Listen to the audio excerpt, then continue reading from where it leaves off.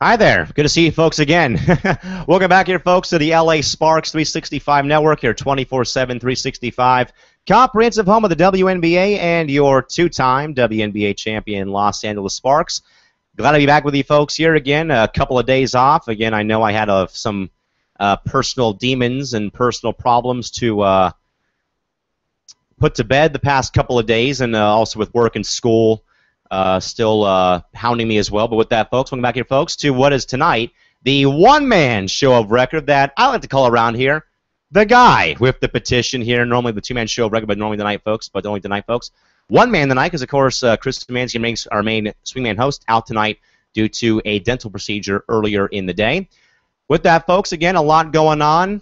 We got through a lot of good stuff there the last show, of course, with the trying to make sure that everyone's on point with the latest with Candace Parker. Again, folks, just reiterate once more again, folks, what I was told today from a video from the ESPYs. Candace Parker did say to local LA media she is scheduled to meet with LA Sparks ownership next week during the All-Star break, and will begin laying down the groundwork for a contract for her to play for the remainder of this year and perhaps for the next 4 seasons. With that, folks, I brought the one-man show tonight. Again, this is only a one-man show tonight, but of course the guy with the petition here.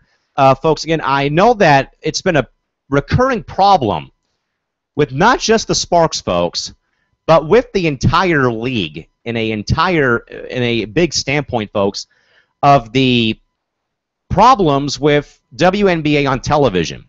Now, folks, back in May of last year, before I had my mic put in, it was hard for me to hear, folks, but I was on a 30-minute, like, fireballing, kiss-stealing, wheeling and dealing rant about, the ill treatment of the league with the media, how it's really, it's how it's always, crumbled up like a paper ball and tossed into your trash can in your bedroom or your studio of how the league had treated folks. And again, Chris and I had talked about television specifically back in May of last year when we had really talked about, what is the big deal. Now, folks, if you guys remember best with the Sparks specifically, I don't know how it works with other teams. I know it's very, very bad with some other teams in the league where the Sparks guarantee 25 games plus 2 episodes of the Backstage Behind the Scenes show Backstage Sparks, is that last year we had really kind of dove into the entire deal with television. Now, for my LA fans specifically, I know that we remember the Sparks game, the first game of the year against the Storm in Seattle, again, was blacked out because Time Warner Cable Sportsnet had chose to show the Galaxy soccer game that same night at the same start time instead of a Sparks game. I know a lot of people were frustrated, folks, about that. Now, folks, there are some games, though, that will not be shown because of the weekday scheduling. Now, again, they showed the game today at home because today was a home game. And, of course, the past 2 games with Tulsa on Saturday and yesterday with the Storm were not shown on television for whatever the reason may have been today. Again, folks, I just don't get, why bother, scheduling these contracts with television, either your Fox Sports affiliate or your local affiliate, but only get a handful of games shown on local TV. Now, again, I know that right now with TWCSN and TWCD specifically, that they do have a logjam. They have the Galaxy still playing until at least October, perhaps November with the MLS season. Then they did have the Laker Summer League games. Of course, they are the main station for the Lakers. So they did show the 3 games that the Lakers played for Summer League, plus the game they're going to show tomorrow at 3:30 on Sportsnet. But I think, though, that it just frustrates the fans, though, too, that we're kind of forced to buy live access, almost in a way that you're almost required to buy live access, just so you can watch your local team play.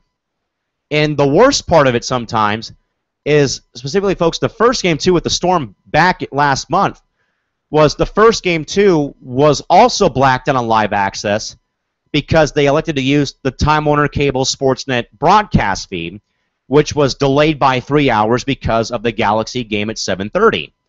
So I believe, folks, that the frustration has boiled over, I think, for every WNBA fan that their local TV markets continue to refuse to show the games on television. Now, folks, again, I am fully aware. I've known this, folks, for 11 years. It's old news to me. I know that the league struggles and it gets competitive and it gets repetitively bashed on social media, by average ignorant fans that again do not have the balls or the that don't have the manhood or womanhood to show some small interest in the sport. I know that they continue to say, why are they not in the kitchen? This is not the kitchen. This is not a sport, yada, yada, yada. But you could at least, for the people that actually watch the product or respect the product or whatever it may be, folks, you could still at least show the game because at the same time, folks, it's still basketball. There's not a whole lot for us to watch on television, sports-related over the summer from the end of the NHL and NBA finals to the start of football season. You've got baseball, golf, and a few major tennis tournaments. So what is so wrong about not showing the WNBA basketball games? I know that there's a lot of hurdles, folks, but you could at least make an attempt to try to help bring in more people. I know that the league has had 3 great years, folks. I mean, we've had from 2012 to now, we've had 3 solid years of growth.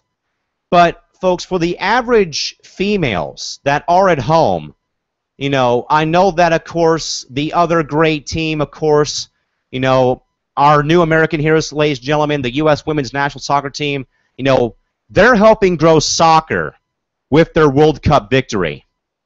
They are really helping spur the moment for soccer. But see, folks, it only takes that one moment. This is something, folks, that I brought up on my radio show a few weeks ago when we were talking about television, was it only takes one moment for a boy and or girl to watch a sport and see a player hit a home run, slam dunk, score a goal, win a big tennis match, folks, for them to say to their mom and dad, I want their jersey. It only takes that one little moment on television for them to get locked in to a sport. Folks, that happened to me when I was younger with baseball. It was watching my older brother play in the Padres during the 1998 season when they went to the World Series. That's what got me into baseball. Basketball was the Lakers in the early 2000s when they three-peated from 01 to 02 and 03. WNBA and women's basketball, folks, was watching UConn with Diana Taurasi, with Swin Cash, with Sue Bird in 2004 when I was, still young at Gamble Pavilion or the XL Center at UConn. And to see, the greatest women's basketball team in my honest opinion, other than UT, that's what made me a fan, folks. It only takes one game, one player, or one special moment for someone to get locked into a sport.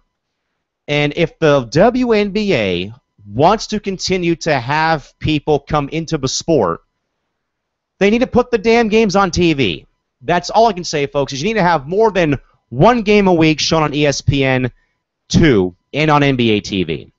Watch ESPN doesn't really help. NBA TV, kind of, sort of. Local TV, folks, what I've heard, does not work. Other than maybe TWCSN or MSG with the Liberty, folks, I've heard from other friends of mine that local coverage on television is very, very wishy-washy between either the broadcast team or the number of games. I mean, I was told by Jessica, who operates the DT Bun page on Twitter, last year, and some friends that lived in Phoenix, and I have family that live in Phoenix who are Mercury fans, they told me, Cal, we only got 9 games on television on Fox Sports Arizona and Fox Sports Plus last year. I told them, how is that possible where I can get 25 of the Sparks games on local TV, but you guys get 9? I mean, I heard that Atlanta last year got 8, and that was it, and it was like more so, I think it was like 8 random dates, basically, that they were given, and that was it. And I mean, and like I said, though, folks, I think it all boils down to, other than the fact about money and the sport being, on the very bottom tier of pro sports, is that, if we want to continue, folks, to grow female sports, female athletes, female empowerment, then we got to get these games on TV. Whatever it's going to take, folks. Whether we have to go back to Lifetime, as my girl Candace Wins told me, in our interview back in October, when the games used to be on Lifetime. If we got to get Robin Roberts back, whatever, folks, it's going to take, folks. Something has to be done. Whether the average sports fans out there like it or not. Folks, let me just say, hypothetical situation, folks. If you have a daughter, or if you're expecting one, folks, and she wants to play basketball, are you going to be that person to tell her, no, you're not going to because the WNBA sucks? Are you going to be that type of parent to tell your child, your daughter, to not pursue their dreams because you think, in your opinion, that the WNBA is garbage? I think that if you have a daughter, send her to basketball or send her to soccer, because those are two sports, folks, that have great role models. And I know that me as a broadcaster, I've got plenty of them. From Keith Olbermann to Dick Enberg to many, many legendary broadcasters, folks. When I played sports, I had role models too. But I think that if we want to grow women's sports, women's basketball specifically, folks, if you're expecting a daughter, if you have one, folks, and she says she wants to be a pro basketball player, are you going to be that parent, that cold-blooded person to say, no, you're not going to because the WNBA sucks and, it's not worth it? Are you going to really, kill your kid's dreams of playing a pro sport because you think that, because you see other people saying it sucks, that you are entitled to say that, that you're just going to follow along and say, no, darling, you're not going to because the league is garbage and it's a trash league and you shouldn't do it. Folks, Candace Parker, Candace Wiggins, Larry Burnett, folks, Jessica Escorza, 4 people that I interviewed over the past year told me this. Until you actually go to a game, folks, Elena Delle Donne even said this during one of her mean tweet reads where she called out a guy who said that he could drop 45 points on her because the WNBA has no competition. All 4 or 5 of those people I just name dropped on you, like I do most times, all told me this. Don't be so quick to jump to your conclusion. Folks, Candace Parker told me this plain as day back in September of last year. Go to a game and then make your conclusion. But don't be, but don't be brainwashed by the other people that are saying, screw the WNBA, it's a bunch of garbage, it's a bunch of lesbians and, out of shape women, who should be cooking dinner for me, at the house and not playing pro basketball. Until you folks actually attend a game, do me a favor. If you live somewhere close by to anything, a top-tier college program, a D2 college program, hell, folks, a D3 program, or a WNBA team, do me one favor, folks. It can even be your local freaking rec league or a damn high school. Go to a girls' basketball game and then make your stance. But don't base your opinion on what 99% of the country and the world, more so the U.S. folks, don't be like the average people that will just, run along, go with the flow of the river and continue to lambash, call out, and criticize the WNBA and the fans that watch the sport and attend the sport because you think, in your opinion, that the sport is hot garbage and it shouldn't even be on television and that girls shouldn't even be playing sports. We do have Title IX, folks, for a reason to allow, your future wife, your sister, your niece, whatever, folks. We have these implemented so that they're equally treated like everyone else is. And again, I don't want to make this a political speech, and I have no experience with speeches either way, folks. But I don't want to sound political, folks, but again, we have these things in place so that we can allow this to happen. Candace Parker told Michael Leafs during an interview during her rookie year that, her mom did not have Title IX, so she couldn't play sports. There was a lot of limitations, folks. Folks, Cheryl Miller, who was 100 times better than Reggie, couldn't play pro basketball because there was no Title IX enacted when she played at USC. So now we've come this far in society, ladies and gentlemen. I think that it's important that we put these games on television. I just don't see why the WNBA, I know, folks, it's just like another league I cover, folks, it's just like the Arena Football League. It's put on the bottom shelf that gathers dust. It's that long-lost toy you love playing with as a kid that will no longer be played with because of what the league goes through. You know, and again, folks, you know, specifically, folks, back to the snafu here, folks, again. You know, there's going to be more games, ladies and gentlemen, that you will not be able to see for the Sparks. That will not be on local television. And again, it's because of either Galaxy games, you know, other Laker BS they want to show over the offseason. But, folks, I think that what's important, though, that every television station that covers a WNBA franchise, Sportsnet, Fox Sports Arizona, so on and so forth, folks, that they give everyone equal amount of games. You know, the Sparks got 25, MSG gave 31 for the Liberty, Fox Sports AZ, I believe, gave them at least 20, I want to say. There needs to be a set number of games for everyone on local TV across the board.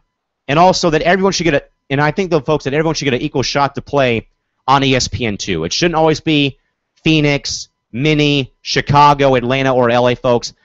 Everyone, in my opinion, is entitled to have 3 of their games shown on ESPN2 every season. And I think, though, folks, too, that also it shouldn't just be, you know, WNBA Tuesday on ESPN2. They should have, you know, more than just Tuesday. It should be Tuesday and an afternoon game on a Saturday. You know, I think, though, folks, that is what has to happen, too, is there needs to be, at this point in time as well, is there needs to be some type of transparency going forward at this point in time, is that, you know, I think that,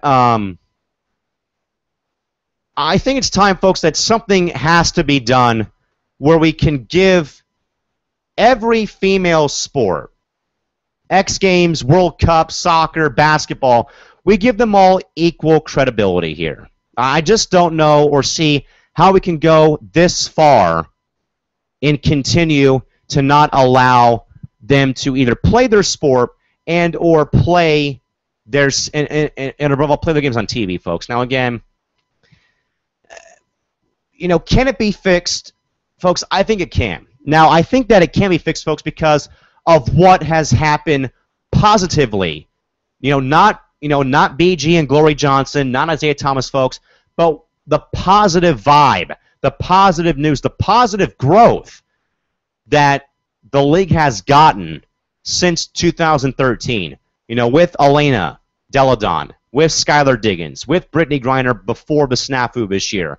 Then 2014 with the Agumake sisters, and this year Jewel Lloyd and Amanda Zowie B. And, you know, and so many intriguing stories, you know, that have, you know, brought in, you know, so many, you know, it's brought in, you know, has brought up and brought in, you know, more people watching on TV, more people going to games, you know, at the arena, you know, viewership, merchandise, tickets, concession folks, you know, all the important revenue that the league needs.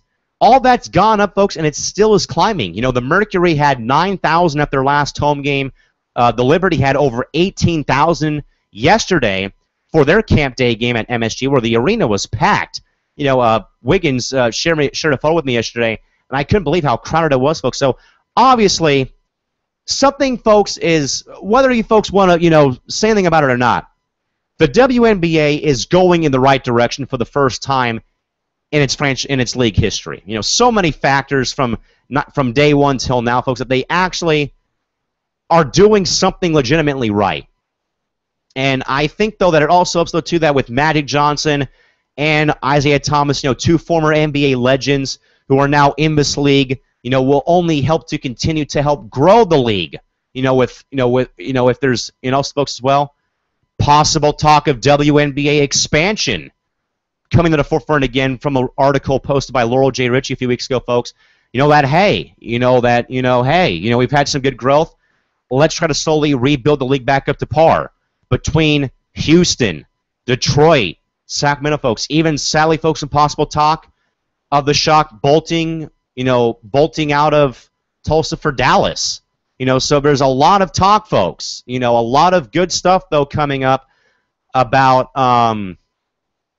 Folks, there's a lot of great things on the WNBA horizon. That's all I'll say for it, folks. And it only can continue to grow if people would start embracing the sport more and more. I know that it's slowly getting there, folks. I know I'm taking a colleague of mine, Chris Davis, to his first 2 WNBA games next week, of course, which will be our LAS 365 meet and greet nights, folks. But again, when you bring in first-timers, I asked this question to Elena Beard when she had when she took over the Sparks Twitter account back early in the offseason. Was, Elena, for you and other players, what does it mean though when you bring, what do you expect when a first-time fan attends one of your games? She says, we put on a good show. It may not have the pizzazz as Elena Deldon said in her main tweet reads. It may not have, the NBA hype, all the high-flying action, folks, but it still is a very, very fundamentally sound, well-played, fine-tuned game that you see played every night. And I think, though, that once you bring your friends for the first time, that they will enjoy the game. I know that Chris Davis has been a big supporter and fan of women's basketball. Of course, we do the games at Point Loma Nazarene University, and of course, my dear friend Jessica Scorza, who is in the palm of my hand here, above me here on the wall of fame for the studio, is that you can appreciate the game, folks. Again, it's just a matter, though, of, when can we really intrigue the average sportsman, again, that gives the league so much crap, to say, hey, look, I know that you don't like the game, but, if you actually watch a game, that it actually is a very good product, and that's all I can really say for it going forward is, that I think, though, folks, it just takes getting people more interested. To take a page out of Jessica Scorza's book, folks. She says that, she told me, folks, she says, I think it just takes more people interested. We work as hard as any other team, and and she remembers the times where, when she was growing up, that the WNBA did not even exist at the time when she was growing up in the early 90s, and also to the fact as well that and what we've seen, is the fact of,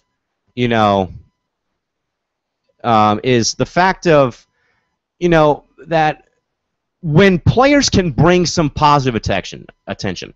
And again, the fact, though, again, I know that there's been some personal problems, of course, folks, with Brittany Griner and Glory Johnson, but when Brittany Griner came into the league, in 2013 with Elena Deldon and Skylar Diggins, folks, it was a female player, folks, that kind of brought that pizzazz that people that look for in the women's game, dunks and blocks and high flying action. The fact is, could the WNBA benefit, and could they really, capture that lightning in a bottle to continue to intrigue the fans? And I think that, folks, in spite of all the stuff that, folks, and ladies and gentlemen, Laurel Richie, folks, has gone through a lot in her brief tenure as the WNBA president, between the Sparks snafu last year to the Glory Johnson and Brittany Griner story this year to, the New York Liberty problems, folks, is that, she's held her own. And I think, though, that she is trying to steer the league back into the right direction. I think, though, that so far I think that in spite of what she probably has or has not done, folks, is that she's trying her best to kind of, get the league where it belongs. And again, she's talked about expansion. That's something that the league has not done since they added the previous team coming, which I believe was either Chicago or Atlanta. Probably Atlanta was the last time. I might be wrong, though. But again, Atlanta, Tulsa, Tulsa, the last team to come back or come to the fray here, is that, with expansion, with everything going up, folks, it's only a matter of time, though, before the WNBA does get its recognition. And again, folks, I think, though, that it only helps if more and more games were shown on television. Now, I know Alan Horton, who I have admired since he was in San Diego calling SDSU Aztec basketball here on Cox Channel 4 San Diego, who now moved on to do the Lynx and T-Wolves. Allen was the last remaining announcer that did radio for the entire Minneapolis-St. Paul area on WCCO, one of the best, stations in that area. And that Allen got booted for someone else on Lynx Radio, and him and Larry Burnett, folks, were him and Larry Burnett, ladies and gentlemen, are the two voices of the WNBA, behind Robin Roberts maybe on television, but Larry Burnett and Alan Horton are the two gentlemen that are the voices of the league. That you can go back and watch Lynx or Sparks games and just feel right at home hearing Alan and or Larry call a game, on Fox Sports Minnesota and or on everything else included, or on Fox Sports West or Time Warner Cable Sportsnet. But I think though that again, folks, but again, ladies and gentlemen, I'll wrap up here for the night here. But I can say it only takes that one moment when a very young girl sees someone making a three-pointer at the buzzer, Brittany Griner dunking, seeing something on the basketball court from the WNBA that will lock her into the product and say, that's what I want to be when I grow up, because they need role models as much as gentlemen need role models. But I believe, though, that is what is going to happen, is you need more games on TV, and hopefully that, if the league continues to grow, folks, more growth this year will equal more games on TV, and also we may see expansion as well in our near future. All right, folks, that's going to wrap it up here for the night. Again, ladies and gentlemen, once more to reiterate, to get you all pumped up for next week. Again, LAS 365 host meet and greet nights 2 and 3 next Tuesday and Wednesday nights at Staples Center when the Sparks take on the Phoenix Mercury and the New York Liberty at 8 o'clock and 7:30. To reiterate, folks, again, Sparks 365 host meet and greet nights. But again, coming up on Tuesday and Wednesday. So again, folks, Tuesday and Wednesday will be when the Sparks take on the Mercury and the Liberty next week. So again, folks, Liberty, Sparks and Mercury next Tuesday, 8 o'clock tip-off on ESPN2. Sparks and Liberty Wednesday, 7:30 p.m.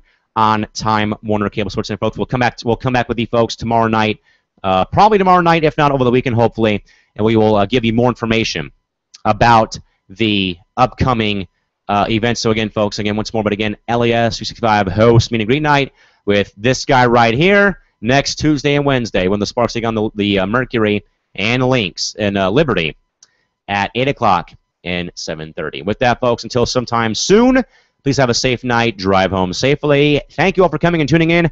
And good night now. This has been the LA Sparks 365 Network. We are Sparks. We are LA. We have a WNBA.